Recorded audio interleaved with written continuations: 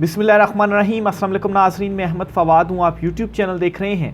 नाज़रीन, आज तारीख़ है 25 जनवरी और दिन है हफ्ते का एक बहुत बड़ी ब्रेकिंग न्यूज़ के साथ आज के व्लॉग में आप खिदमत में हाजिर हुआ हूँ। जस्टिस मंसूर अली शाह साहब ने जो तौहीन अदालत का मैटर जिस पर उन्होंने टेकअप किया हुआ था, एक बड़ा और तगड़ा फ़ैसला जारी कर दिया है। कुछ एक्सक्लूसिव डिटेल्स आपके साथ में शेयर करने जा रहा हूँ। हैंडलर्स और इनके सहूलतकार कैसे मुकम्मल तौर पर फंस गए हैं। 26वीं तरमीम का जो मामला है वो भी बिगड़ गया है। सुप्रीम कोर्ट ऑफ पाकिस्तान में पाकिस्तान तहरीक इंसाफ ने 26वीं तरमीम पर एक बड़ी दरख्वास्त दायर कर दी है और सवाल यहाँ पर यह है कि आखिर इस वक्त पर यह दरख्वास्त क्यों दायर की गई है। 26वीं तरमीम का क्या होने जा रहा है। ऊपर से जो आलमी दबाव है, ख़ास तौर पर अमेरिका का दबाव, वो भी मुसलसल बढ़ता जा रहा है। जो US एड थी वो बंद कर दी गई है और एक मेमो जारी किया गया है वज़ारत ख़ारजा की जानिब से।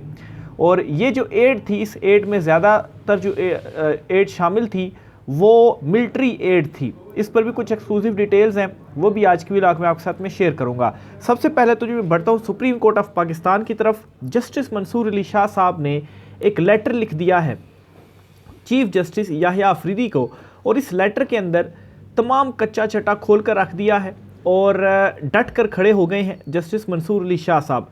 यहाँ पर एक सवाल भी है जस्टिस मंसूर शाह पर कि जो तौहीन अदालत केस का फ़ैसला उन्होंने महफूज किया था, आखिर इसे अभी तक उन्होंने क्यों नहीं सुनाया।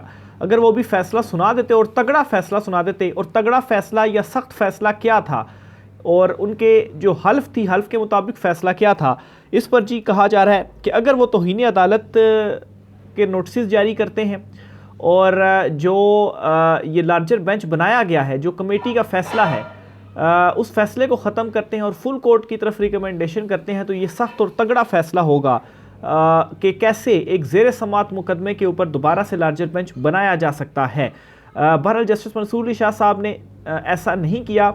आज चूँकि हफ्ते का दिन है तो मंडे तक का वेट किया जा रहा है। बहरहाल एक और काम जो जस्टिस मंसूर अली शाह साहब ने कर दिया है अपने ख़त के ज़रिए, इसमें जो कुछ चीज़ें उन्होंने तहरीर कर दी हैं, इसमें उन्होंने इस सवाल का भी जवाब दे दिया कि आखिर जो फ़ैसला था वो कल जारी क्यों नहीं हुआ।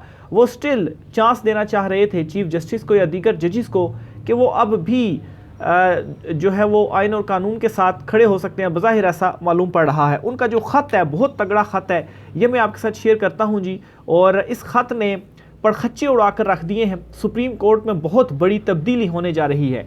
क्या ख़त लिखा है जी। एडिशनल रजिस्ट्रार के ख़िलाफ़ तौहीन अदालत का ये केस था जिसके खिलाफ इंट्रा कोर्ट जो अपील थी वो दायर की गई थी, और इस अपील पर जस्टिस मंसूर अली शाह साहब ने एतराज़ किया है। क्या एतराज़ किया है जी। जस्टिस मंसूर अली शाह साहब ने जजिस कमेटी को ख़त लिखा है और उसमें चीफ जस्टिस याहिया अफरीदी भी हैं, और इन्होंने जी जस्टिस जमाल खान मंदोखेल और जस्टिस मोहम्मद अली मजहर की शमूलियत पर एतराज़ किया है। जो इंट्रा कोर्ट अपील थी इसमें 6 जजिस को शामिल किया गया बेंच में।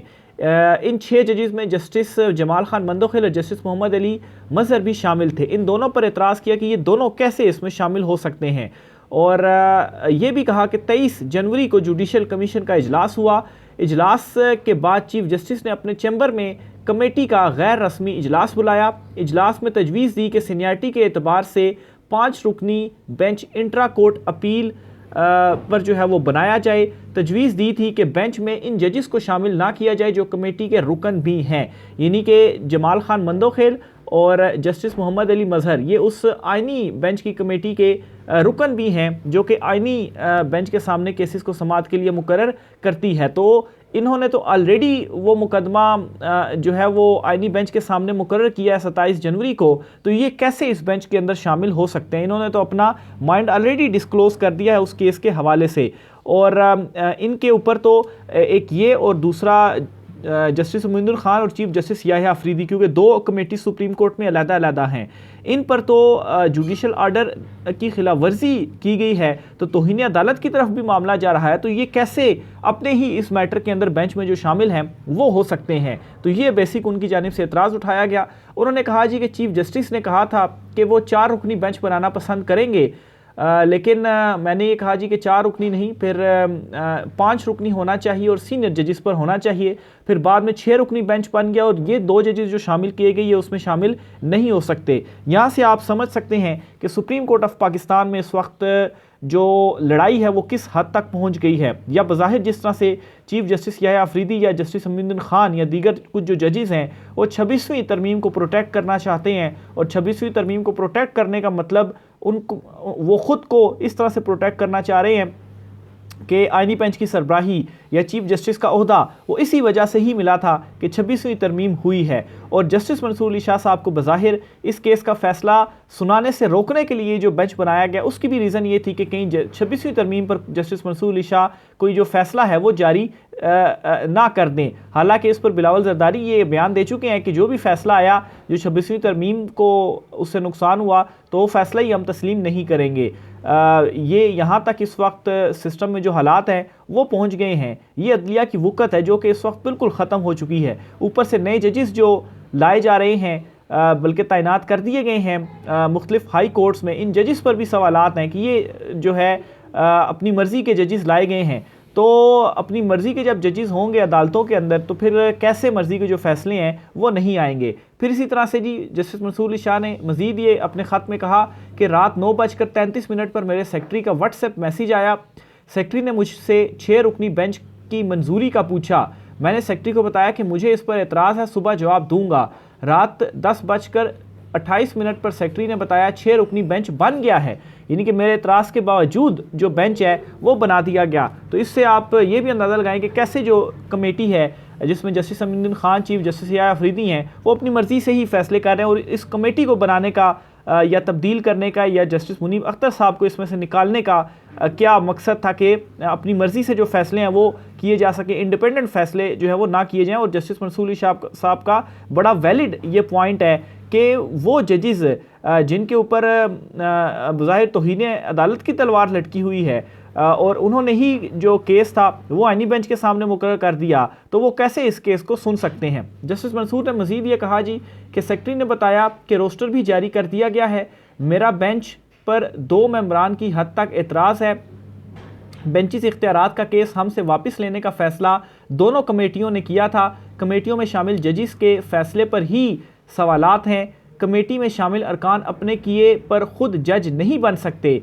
मेरे एतराज़ात को रिकॉर्ड का हिस्सा बनाया जाए। अभी जो आखिरी लाइन जस्टिस मंसूर अली शाह ने लिख दी है कि मेरे एतराज़ात को रिकॉर्ड का हिस्सा बनाया जाए, ये मेरे ख्याल से इस बेबसी का भी इजहार है कि ज़ाहिर सी बात है अब 2 जजेस ने फ़ैसला कर दिया तो या मैं अगर कोई फ़ैसला देता भी हूँ तो इसके ऊपर इम्प्लीमेंट नहीं होगा, लेकिन एटलीस्ट रिकॉर्ड में जो चीज़ें हैं वो आ जाएँ। लेकिन जस्टिस मंसूर अली शाह साहब वही जज हैं जिनके हवाले से कहा जाता है कि चीफ जस्टिस जो थे काजी फैज़ ईसा जब उनके अगेंस्ट रेफरेंस था तो उनको अगर किसी एक जज की वजह से वो बचे हैं तो वो जस्टिस मंसूर अली शाह ही हैं। फिर बाद में उमर अता बंदयाल जब चीफ जस्टिस थे तो उस टाइम पर भी justice Mansoor Ali Shah chief justice जो काजी फैज़ ईसा हैं उनकी साइड पर या उनके हम ख्याल या उनके ग्रुप में थे, और उस वक्त भी अदलिया को बेवकूफ़ करने का असल आगाज़ वहीं पर हुआ था जब 90 दिन में इंतखाबात का फ़ैसला चीफ जस्टिस उमर अता बंदयाल ने दिया लेकिन उस पर इम्प्लीमेंट नहीं हुआ। तो तभी जस्टिस मंसूर अली शाह इसी सुप्रीम कोर्ट में थे, कोई आवाज़ नहीं उठी। लेकिन पता तब चला कि जब ख़ुद मखसूस नशिस्तों का फ़ैसला जारी किया गया तो उसके ऊपर इम्प्लीमेंट नहीं हुआ। तो फिर उसके बाद खैर जस्टिस मंसूर अली शाह जो हैं उनको भी जो कुछ चीज़ें हैं उनकी जानिब से भी की गई, लेकिन अब वो कहते हैं कि लड़ाई के बाद वाला जो मौका है वो फिर ख़ुद के मुंह पर ही लगता है, यानी कि अब वो कोई फ़ैसला भी दे देते हैं। बिलावल जरदारी कहते हैं कि इम्प्लीमेंट ही नहीं हम करेंगे। जो सारे ज़्यादातर जजेस हैं वो एक साइड पर खड़े हुए तो फिर आपके फ़ैसले का क्या फ़ायदा, बस फिर यही होगा कि रिकॉर्ड का जो हिस्सा है वो बन जाए। लेकिन रिकॉर्ड का हिस्सा बनाना ही चाह रहे हैं तो जो इस वक्त कहा जा रहा है जी कि सख्त फ़ैसला आना चाहिए, और उस सख्त फ़ैसले में जुडिशल आर्डर की चूँकि खिलाफ वर्जी हुई है तो आप बिल्कुल फिर चारों जजेस को जारी करें तौहीन अदालत, जिनमें दोनों कमेटियों के जो 4 जजेस हैं, एक justice Aminuddin Khan chief justice Yahya Afridi, justice Jamal Khan Mandokhel और जो चौथे जज हैं, और फिर साथ ये भी कहें जी कि ज़ेरे समात मुकदमे को कैसे एक बेंच से हटाकर किसी दूसरे बेंच के सामने लगाया जा सकता है। फिर उसके बाद जो है वो फुल कोर्ट बनाने का भी आप कहें। बहरहाल देखें जस्टिस मंसूर अली शाह अब इस मामले पर क्या फ़ैसला करते हैं। मंडे का दिन आखिरी होगा, मंडे को ही ये लार्जर बेंच बैठने जा रहा है। अगर इस लार्जर बेंच के बैठने से पहले कोई फ़ैसला सुना देते हैं तो उसका जो इम्पैक्ट है वो होगा। अदरवाइज जुम्मे को अगर फैसला आ जाता यानी कि कल के दिन तो इसका ज़्यादा इम्पैक्ट होता, लेकिन फैसला क्यों नहीं आ सका ये लेटर की डिटेल जो है वो बताती हैं। शायद जस्टिस मंसूर अली शाह साहब इस बात का वेट कर रहे थे कि चलें अगर 6 रुकनी लार्जर बेंच बन भी रहा है तो अगर सीनियर जजेस पर होगा तो सीनियर जजेस फिर इसके ऊपर फैसला कर लें। गोया कि वो भी ये चाहते हैं कि जो फुल कोर्ट है उसकी तरफ मामला जाए और फुल कोर्ट जो कुछ डिसाइड कर दे तो उसी को ही फिर हम एक्सेप्ट करेंगे। लेकिन फुल कोर्ट का भी मसला ये पड़ गया है कि बाखबर हल्के ये दावा कर रहे हैं कि जो 2 एडहॉक जजेस थे उनको भी फुल कोर्ट में शामिल किया जा रहा है। इस वक्त सुप्रीम कोर्ट में कुल 16 जजेस हैं और एडहॉक जजेस को मिलाकर 18 जजेस हो जाएंगे। तो एडहॉक जजेस को इसलिए साथ मिलाया जा रहा है ताकि जो अक्सरियत है वो ज़रा दूसरी तरफ चली जाए, लेकिन एडहॉक जजेस को फुल कोर्ट में शामिल नहीं किया जा सकता। वो तो रिटायर्ड जजेस हैं और रिटायर होने के बाद उनको 1 साल की मुद्दत के लिए एडहॉक जजेस के तौर पर लाया गया ताकि केसेस का बोझ कम किया जा सके। तो फुल कोर्ट तो उसमें वो शामिल ही नहीं हो सकते और जो 16 जजेस इस वक्त सुप्रीम कोर्ट में परमानेंट हैं वही फुल कोर्ट में आ सकते हैं। बहरहाल ये भी एक जो फटा है वो पड़ा हुआ है। दूसरी तरफ 26वीं तरमीम, जिस तेज़ी से 26वीं तरमीम को लेकर चीज़ें नई नई डेवलपमेंट्स हो रही हैं, महसूस ये हो रहा है कि 26वीं तरमीम का वक्त थोड़ा रह गया है, ये तरमीम ख़त्म होगी। देखें 26वीं तरमीम अगर ख़त्म होती है तो इससे क्या इम्पैक्ट पड़ेगा, इससे जो कंट्रोल है अदलिया के ऊपर वो ख़त्म होगा। जिस तरह से अपनी मर्ज़ी से ये जो बेंच बनाने का एक अमल है वो फिर ख़त्म होगा। इसमें अब डेवलपमेंट्स क्या की गई कि अपनी मर्ज़ी के जो जज हैं वो तैनात किए जा रहे हैं। अब अगर जज ही अपनी मर्ज़ी के हों तो फिर बेंच बनाने वाला मामला ही ख़त्म हो जाएगा। अगर अक्सरियत आपके पास है और जजेस अक्सरियती जो हैं वो आपके साथ हैं तो फिर क्या फ़र्क इससे पड़ता है कि कौन सा बेंच बने। जो भी बेंच बनेगा अपने ही जजेस सामने आएंगे तो खिलाफ जो फैसला है वो नहीं आएगा। एक तो ये बड़ी डेवलपमेंट की गई। फिर दूसरे नंबर पर जी पाकिस्तान तहरीक इंसाफ ने भी 26वीं तरमीम के खिलाफ सुप्रीम कोर्ट में दरख्वास्त दायर कर दी गई है और उसमें ये कहा गया है कि 26वीं तरमीम को ख़त्म किया जाए, कलअदम करार दिया जाए। अब डॉट कनेक्ट्स अगर किए जाएँ तो पाकिस्तान तहरीक इंसाफ अब जाकर सुप्रीम कोर्ट से ये रुजू कर रही है।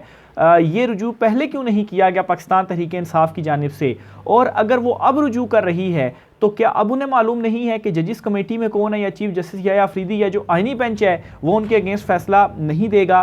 तो खिचड़ी जो है वो पक रही है, प्रेशर मुसलसल बढ़ता जा रहा है और सिर्फ इंटरनली प्रेशर या अदलिया के अंदर से प्रेशर नहीं बन रहा बल्कि इंटरनेशनली भी जो प्रेशर है वो बनता जा रहा है। पहले तो ये 26वीं तरमीम की दरख्वास्त सुन लें, फिर अमेरिका से क्या प्रेशर आया, एड बंद हो रही है, उस पर भी मैं डिटेल्स जो है वो आपको बताता हूँ। पीटीआई ने 26वीं आईनी तरमीम को कलअदम करार देने की इस्तदा कर दी है। आईनी तरमीम पर फैसले तक कायम जुडिशल कमीशन को जजिस तैनाती से भी रोकने की इस्तदा की है। अच्छा, लेकिन इनको ये समझ नहीं आ रही अगर ये आईनी तरमीम ख़त्म होगी तो उसके बाद ये जो जजिस आए हैं ये सारे भी हटेंगे, क्योंकि ये उसी के नतीजे में ही ये डेवलपमेंट्स हुई हैं। 26वीं तरमीम के तहत होने वाले तमाम इक़दाम कलअदम करार दिए जाएँ। पार्लियामेंट आइन के बुनियादी खदोखाल को तब्दील नहीं कर सकती। अदलिया की आज़ादी का आइन का बुनियादी जुज़ है। अदलिया की आज़ादी के ख़िलाफ़ कोई तरमीम नहीं की जा सकती। आइनी तरमीम इख्तियारात की तकसीम के आइनी असूल के ख़िलाफ़ है।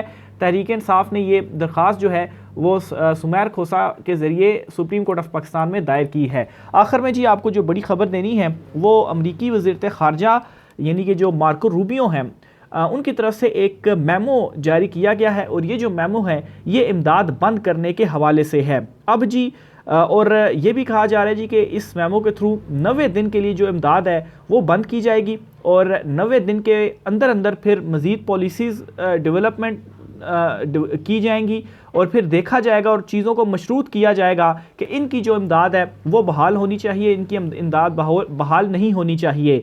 मिस्र और एक और कंट्री है इसराइल, इन दो की जो इमदाद है वो बंद नहीं की गई, जबकि यूक्रेन तक की इमदाद बंद कर दी गई है। हालांकि यूक्रेन को तो पूरी सपोर्ट हासिल थी और मिलिट्री इमदाद थी जो कि उनकी बंद की गई है, जो रूस के साथ वो जंग लड़ रहा है। आपको याद होगा कि मैंने आपको ये पहले भी एक जो है वो अपनी ऑब्जर्वेशन बताई थी कि शाम से रूस पीछे हुआ और वहाँ पर जो नई टेक ओवर है वो हुआ और उसके बदले में रूस को क्या मिला, रूस को ये मिला कि यूक्रेन वार से अमेरिका पीछे हटेगा और जो है वो ये ऐलानात ट्रंप की जानिब से पहले कर दिए गए थे कि वो आते साथ ही सारी जो जंगें हैं वो बंद करेंगे। तो इस वजह से ये एड जो है वो भी बंद हुई है और ये CNN की जानिब से जो खबर है वो लगाई गई है।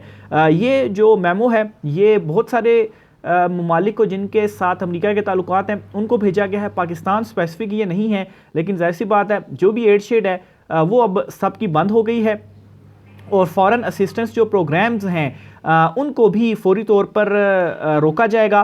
और इसी तरीके से ये भी आपको बताता चलूँ कि पाकिस्तान की जो ज़्यादा एड की मद में उनको मिलता था ये मिलिट्री एड की मद में उनको अमेरिका की तरफ से मिलता था, तो ये अब बंद हो चुकी है। बहरहाल जी आलमी सतह पर भी ये दबाव भी बढ़ता जा रहा है और किसी एक अच्छे लीडर की और ऐसे लीडर की जिसके ताल्लुकात ज़रा वाशिंगटन अमेरिका ट्रंप के साथ अच्छे हों, पाकिस्तान का मुकदमा लड़ सके। आलमी सतह पर जो तब्दीलियाँ हो रही हैं, एक ऐसा शख्स निडर बहादुर शख्स चाहिए, इमरान खान चाहिए असल में, जो कि इस सूरत हाल में पाकिस्तान का जो मुकदमा है वो बेहतर अंदाज में ना सिर्फ लड़ सके बल्कि पाकिस्तान का जो फ़ायदा है वो कर सके। बाकी ये जो चुनतखिब हैं इनसे तो कोई बैद नहीं है। मोहसिन नकवी वहाँ पर गए हैं तो उल्टा लेने के देने इस वक्त उनको पड़ गए हैं। तो हर तरफ से प्रेशर बढ़ता जा रहा है।